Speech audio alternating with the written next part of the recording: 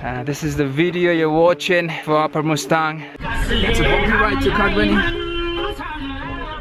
Arriving here in Kagbeni, I'm still indecisive if I want to go to Upper Mustang or towards Dolpo, but we'll see. It's gonna be about 4-5 days of up and down trip from Upper Mustang. It's 8 o'clock in the morning. I walked around Kagbeni for a while to comfort myself with the terrain. Officially inside the area of Upper Mustang, and I've made up my mind to head up north to Lo Mantang. Maybe about 5 days trek up and down. And I also can see the gateway village, I think that's called Trigao or something like that, towards Dolpo. Upon my return from Upper Mustang, I'll be going to that village and walking all the way up to some passes. There are lots of passes, 5,000 meters passes until you reach Lake Foksundo. Yeah, I can see the trails up the hill. Yeah. Since it was the autumn season, what remained of the shrubs was scattered vastly on the dry plains of Mustang. The river Kaligandaki cutting through since the formation of the Himalayas. What a beautiful day. Just as close as the desert. But it's beautiful. Cattle, herds of goats. Yeah, loads of them. Jomsom was 27. Kagbeni at 29, and I've walked a while, 2 hours already from Kagbeni, and yeah, should be above 3,000 meters. And just feeling great. I don't know how to put in words. It is so beautiful up here. I think it's day 21 on the trail. The trail doesn't seem to be difficult on this part of the trek. Wide road. That's amazing. There's a doggy coming, right? In the recent years, a road has been cut rigorously through the landscape all the way up to the border pass of Kerala. A historic and timeless trade route between the people of Northern High Plateau and the isolated Mongolians of Lo and the Lower Mustang. Today, it's a different story. Locals don't rely on farming and trade anymore. There is a growing pace on exploration and tourism in this region that helps sustain the livelihood of the people. As I near the village of Tuksang, visible on the surrounding landscape are rock walls carved by the wind that has swept through the valley for thousands of years. In the forefront are a handful of hotels that serve decent food with decent beds. Walking into Tuksang village. One must remember that this area of Mustang is restricted to international travelers. Permits are expensive, and those who do get in mostly make camps in groups. However, it's a whole different story for the Nepalese tourism. The old village still intact but consumed by the construction of modern buildings. It is an easy walk from Jomsom to Chile. At this point, you're basically walking by the river. Once you cross the metal bridge, remember to turn back, and up on the walls are the famous sky caves of Mustang. Bones that were found in these caves predates Buddhism. As I began climbing, I was joined by a small dog for a little while. The trail picked up in elevation, and I found myself on the road towards heaven. The ultimate climb on a dusty, sandy trail carved on the slopes of the great mountain canyons. It was dry and hot still, but very different to vibe in just a couple of hours. Coming up to a plateau with a gorgeous view was amazing, but I had one thing to do, and that was to keep walking.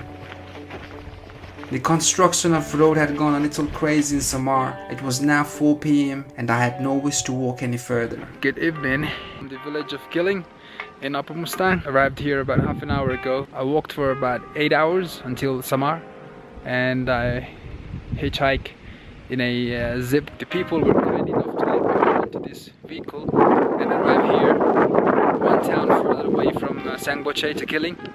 And tonight is a camp here, and it's almost full moon. It's a beautiful night. It is cold, but it's beautiful.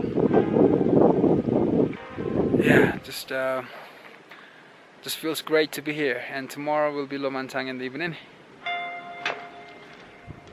what can I say? It's just beautiful. Yeah, it's just beautiful.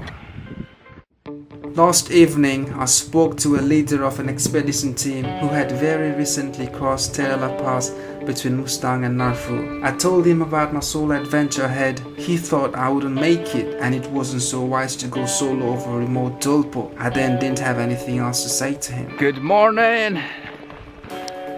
Beautiful day, beautiful start, sun shining bright, no wind, clear blue sky, 7:30 and heading up to Lo Mantang. Another probably about 7 or 8 hours of hike up there. Yeah, a few passes just like yesterday up in the hill. I stood at the foot of the hill looking up at the pass on the top, visible distinctively by the swifting prayer flags. I had been very tired yesterday, leading me to a sound sleep till 6 this morning. Re-energized, I began walking. From the pass, looking south, Damodar Himal Range, Torong Peak, Annapurna, Tilicho Peak and Nilgiri were the prominent mountains. The sound of morning birds were apparent, so was the red rock walls painted gorgeously on the landscape. I was now magically walking into the God's creation. The north was vastly deserted. The porters led the way as the guides accompanied the foreign trekkers far behind me. It's just like walking in desert, man. But I feel alive, I feel great, I feel happy. I feel all sorts of emotion in this trail. So blessed to be here, man. Great walking! I was approaching Kagbeni Pass, the trail paved by thousands of footsteps before me. Every quarter of an hour, I reminded myself to sip some water. Surrounded by hills, with some greens in the center, sat Kagbeni village. The atmosphere not any different from the Tharu villages of Tarai. This village was isolated by the hills for a few hours to the nearest one. As everywhere, here was also many wolves and totems. Just walking inside the Kagbeni village. Very nostalgic. Life flourished here. People were going about their daily activities. In the village center, a water system was built from donation through charities. I also found a presence of primary education. I crossed Kagbeni River before climbing a hill, leading me to a small pass. From here, it was downhill to Dhokmar, the village of blood-red rock walls and many more sky caves. This place is hot and dry. Here, once again, I spoke to an expedition group. I always spoke and inquired with the guides and porters, which helped keeping me relaxed and focused on the journey. The Tibetan culture and ideals were significant as you went further north. Yeah, walking into Dhokmar now. This place feels like the plains of Tarai. Guruk. Deserted place, sunny day. The smell, the heat, and the trees and the atmosphere just makes me feel like Tarai. It's amazing. Kagbeni र यो धकमर भन्ने ठाउँ छ हैन यहाँ पछि चाहिँ मुनि के मधेसतिर गए जस्तो हुन्छ क्या हैन because it's too hot. One remote route you could take is over to Gargompa, crossing Muila, and to Lo Mantang over Chogola, both passes over 4,000 meters. Today I was climbing the steep cliffs above Dhokmar, taking myself to yet another pass from where I could connect to both Marang and Charang, the latter being my passage to Lo Mantang. This was my fourth pass of the day, and I still had 2 more to go before reaching Lo Mantang.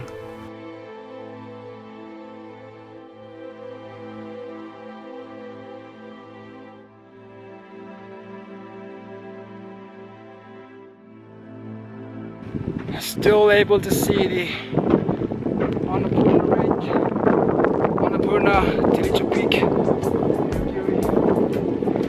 The uphill section from Dhokmar is finished, and I'm here at the pass.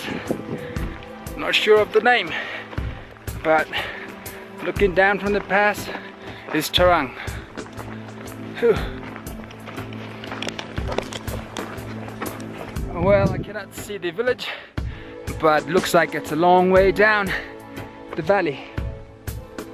And my God, today is really a beautiful day. Clear blue sky, sun shining, not much cloud. I love it. Should be about 3 to 4 hours away. No.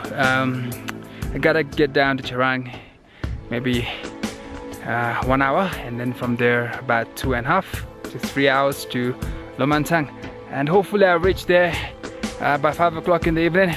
Right now it's about 12:50 in the afternoon. Yeah, but wow, it's a beautiful place. 360 view. That landscape is amazing. But yeah, it's beautiful. What do I say, man? Just live it, you know? Live the moment. It's amazing. You know, those landscapes, it's just like on eye level. You know? It's amazing.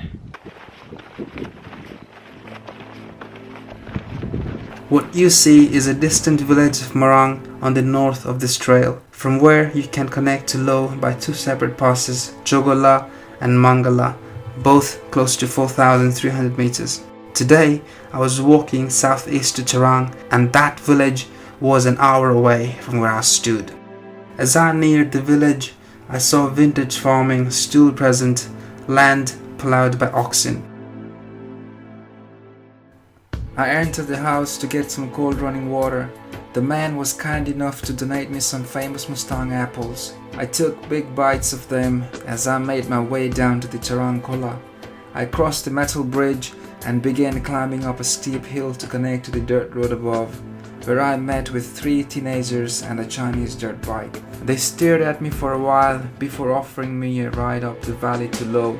At first I hesitated but took the offer anyway. The boys told me with my pace I would reach Lo by nightfall. With 17 kg of backpack, it was slightly uncomfortable on the bike, but boy, what a thrill it was. He ran that bike through the valley with such grace. Just as I was getting a grip of the moment, the bike broke down. We had reached a massive chorten called Sungda Chorten. I was striding fast up the hills.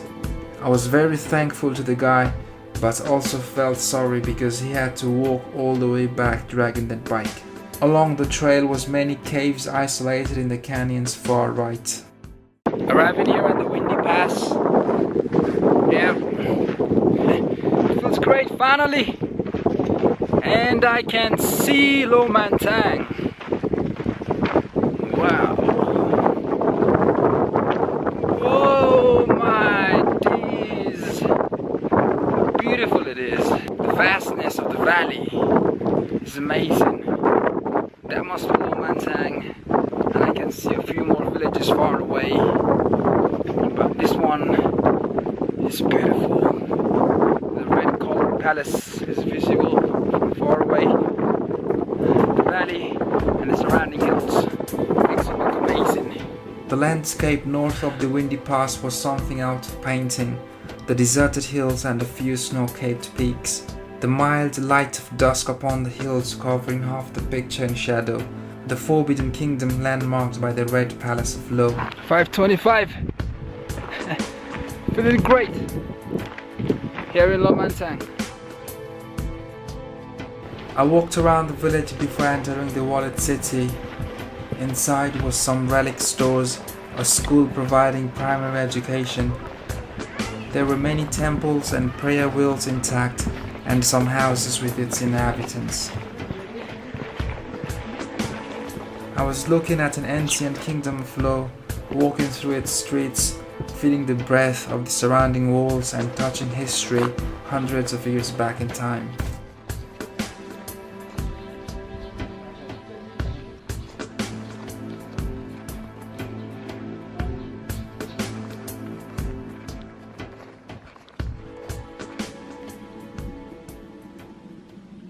The moon's back behind the cloud, And I'm here in Lo Mantang, Shangri-La Hotel. Feeling great. Looking forward to the morning tomorrow. Heading up to the caves. I think dinner is being cooked and we'll dig in a while. Very hungry. As always in the evenings. It should be amazing. Yeah. Looking forward to the food and looking forward to the day tomorrow. And should be heading towards Dolpo in 2 days. Looking forward to that as well. 16 or 17 days of trek from Kagbeni all the way to Upper Lake along Foxundo. So yeah, keeping my fingers crossed there. Good morning. I'm heading up to Tosar. It's about 3 hours up down from the caves back to Lo Mantang. I woke up with the sun, got fresh and had my breakfast before my hike up to Tosar. I wanted to visit these 5-storied caves intact on the rock walls deep into the valley, one of many such sites in Upper Mustang. Looking back south was still prominent peaks of Dhaulagiri and Tilicho. Up north the road opened up. There were a few settlements along the way.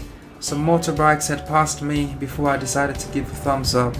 These boys were headed for Korala, the border with Tibet, at 4,660 meters.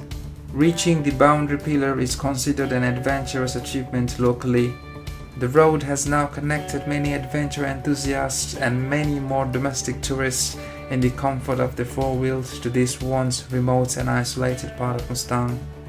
Luck was in my favor. I got a ride till Tosar, saving me an hour of hike. Tosar is a small settlement of Tibetan migrants. Like most of the inhabitants of Upper Mustang, the history and culture connects to the northern plateau. Here, I see a monastery school. Buddhism plays a vital role in the lives of the people. There are several cave sites, but the one I'm walking to is still 15 minutes into the valley deep. The cave is preserved in modern times, managed by the local community. If you look around in the surrounding hills are many isolated caves which look stunning on the red rock walls.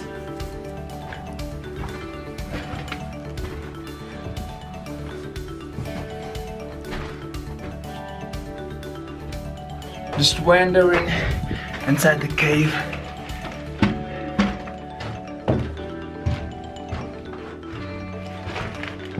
There's another room here. Seems like a prayer room. All the flags, donation box, handicrafts.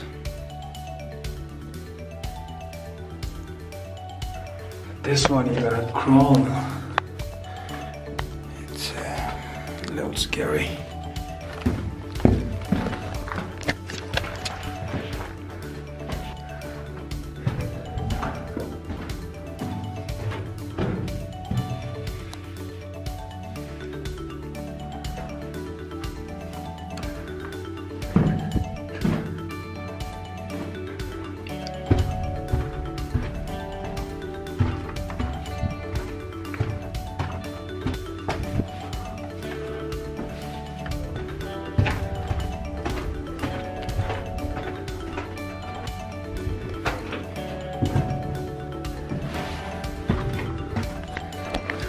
Back up and get down the other way.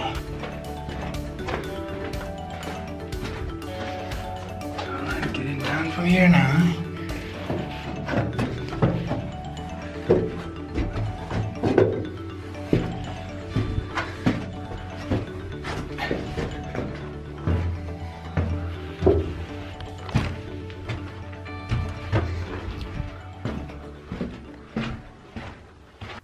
It was a surreal feeling to stand on a land that I had only seen on television, to be able to sight the north faces of the Annapurnas and to just be present at such environment at my will. Walking through Narfu Valley, crossing over Mesokanto Pass, and now here, all within the last 10 days, has definitely given me the confidence and the correct mindset to stride for Dolpo. I am familiar with the terrain. I have now acclimatized well with the altitude. All I had to do was to get to Kagbeni tomorrow, buy some rations and set for the exhilarating week-long remote trek across the biggest yet sparsely populated and deserted district of Nepal.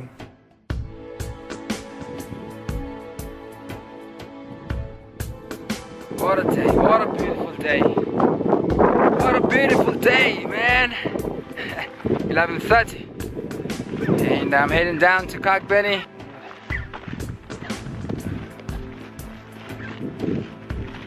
I'm trying to hitchhike, but there is no vehicle passing by. I tried to stop a bike, but I guess they didn't have enough power.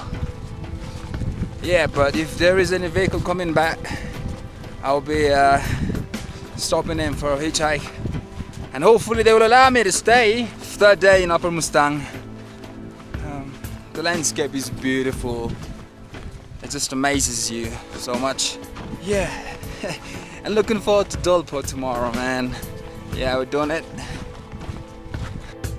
By midday, I left Lo and started walking south under the dry heat of the sun. It was a lone walk to Trang, and a little further at Totten Gate I finally decided to get a vehicle down to Jomsom.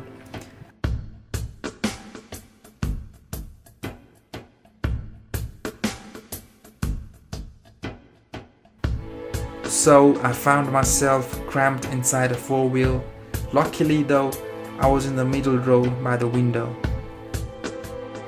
Climbing Nila, we met with a broken down jeep from the same owners, so our driver decided to pull it off the pass, and that was something extraordinary at 4,000 meters. From the pass, that vehicle accelerated as if it was competing in the Death Threats Valley, full of people and goods all the way down to Killing before coming to a halt in a ditch. Once again, our vehicle came to rescue. One thing led to another, due to which we reached Chile at 7:30 p.m. from where it was a 30-minute walk in complete darkness to Jomsom. Luckily, the moonlight reflected from the rock walls, and those red canyons were gorgeous under the night sky. It also meant an opportunity to witness lightning at an eye level over Annapurna from Vinala. Good morning. Just got out of the hotel and walking down to Kagbeni. Should be about 3 hours at maximum. The sunlight has not reached here yet, so it's a little bit cold, but it's bright on the other side of the river. It's beautiful. And 7 in the morning. Feeling great. Good night's sleep. Still indecisive of if I should continue with the Dolpo trek today or start it off tomorrow morning. We will see when I reach Kagbeni. Yeah, but what a day. And I can see the hill that I need to climb to reach Santa. 1600 meters of elevation, I've already told you. But yeah, that's the hill. The road's been carved all along the hill. It's this one right there. Behind that is Santa, and there is a pass about 4,460 meters. Walking up from 2,800 in Kagbeni to 4,400, and that pass is quite a lot of elevation gain. But yeah, beautiful. There on the map there is a trail on the other side of the river, but I'm not sure if it's been used by people, so I'm not walking that, and I don't want to be lost. Looking forward to the day, looking forward to Dolpo, and looking forward to Mugu as well. That's amazing.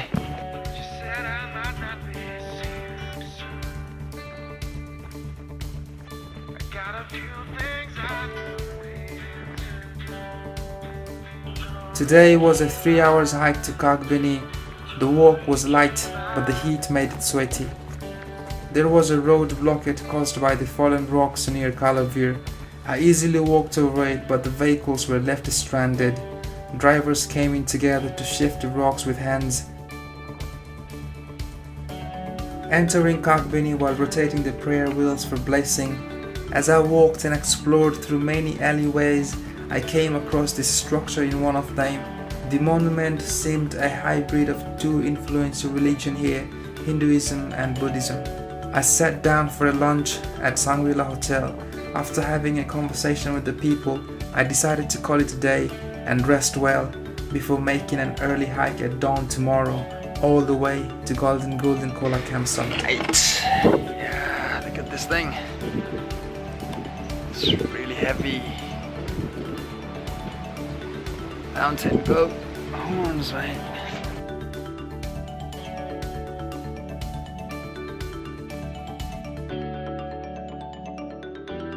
It could be really windy for the camera to pick up my voice, but yeah, today is a rest day for me here in Kagbeni, and I'm just walking around the fields. It's a beautiful sunny day, but very, very windy.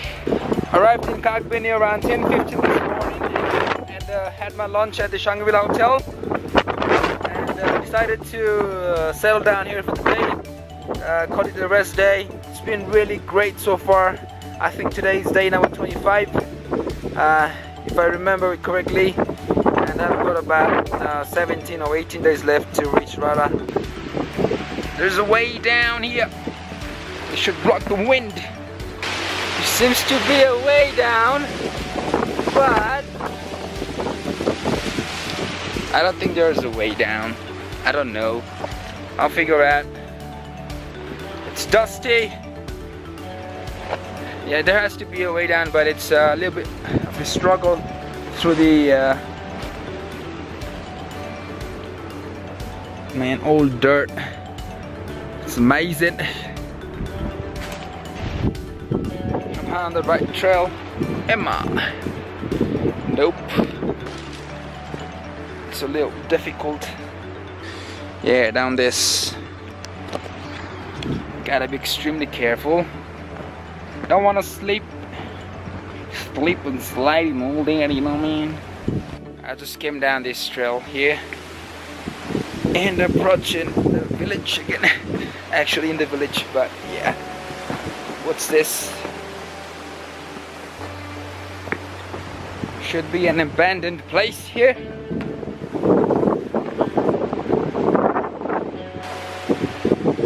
Yeah. Abandoned. That's forest in there. This is the road, city of the village. God, it's dusty. Yep. Ah, there's the village. Just grab it. It's a beauty, isn't it? It's a beauty. I ate a lot of food today. Dal bhat, tukpa and more dal bhat. As for the next week, I would have to rely entirely on my rations. In the evening, I walked around and inside a monastery school. At the center sat a very old gompa made of stones and mud. I also walked through the old ruined village of Kagbeni. Before bed, I managed all of my stuff inside my backpack.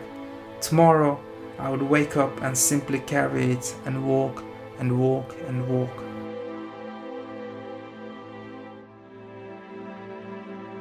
I lay in my sleeping bag, contemplating, still planning and visualizing about Dolpo.